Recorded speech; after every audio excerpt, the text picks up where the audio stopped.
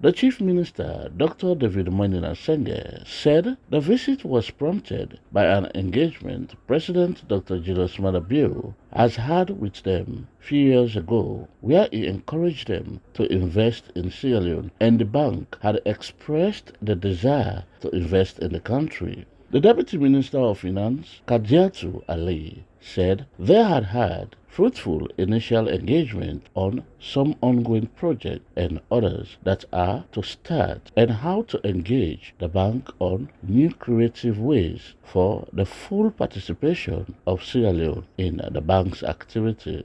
President for the Ecowas Bank, Dr. Donko, recalled that they have had initial discussion with the Deputy Minister of Finance and team, and we are looking forward to actualizing them. He added that the bank wants to initially invest $200 million on the construction of the Kono University and other projects. He said the medium-term National Development Plan was a very laudable initiative by the government because it captured important issues including the feed salon, human capital development, job creation, and cashless economy, which aligns with the Sustainable Development Goal of the United Nations. Excellency, we are here as a follow-up of our discussion in Brussels, as you already indicated. We discussed a number of issues in Brussels, and we decided that we follow up today. We have had initial discussion with the Honorable Chief Minister and the Acting Minister, so I wouldn't bother you about those things. We have had discussion about the capital subscription. We've had discussion about the projects that are ongoing. We have about $200 million public sector projects for which we are ready to actually finance, and we have had discussion this morning about the way forward.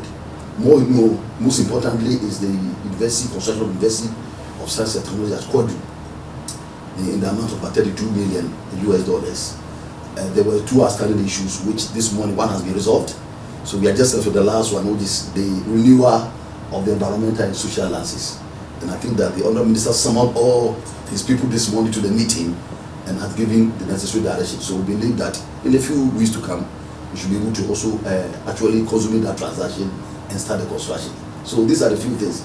But Excellency, on this occasion, I would like to actually share with you a few macroeconomic indicators of the Republic of Sierra Leone. Where we are coming from as a regional bank, it is important for us to share some of these things with our stakeholders. Sierra Leone is a very strategic partner of the bank. We want to actually strengthen the relationship. I said this morning that our total commitment or exposure to the member countries of Ecowas is 4.1 billion. President Dr. Julius Maada welcomed the team to the country, and he was excited to know that the bank had kept to its promise of coming to strengthen the relationship with the country. He reminded the team that they are aware of the fact that they have been lagging behind in terms of keeping a strong tie with the bank in the area of their involvement in the activities that should be beneficial to the government and Sierra Leoneans. It's exciting to know that you kept your promise of coming to strengthen the relationship. Definitely, we know we are lagging behind in terms of really keeping a strong tie with the bank. Both at the level of just representation of the bank, but also being involved in the activities that should be beneficial to us. We will try to increase our activities henceforth.